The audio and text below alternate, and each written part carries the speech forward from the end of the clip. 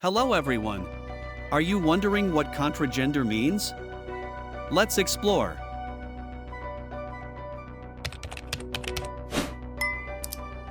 Contragender is a gender identity that is the opposite of a given gender. For example, if someone is contragender to male, they might identify as the opposite of male, whatever that means for them personally. This identity is about defining oneself in contrast to a specific gender, often as a way of rejecting or distancing from that gender.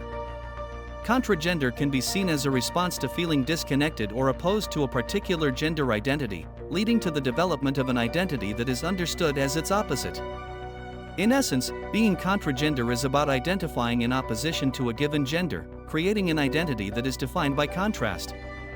Please like the video and leave a comment to support my job. Thank you for watching and see you later. Goodbye.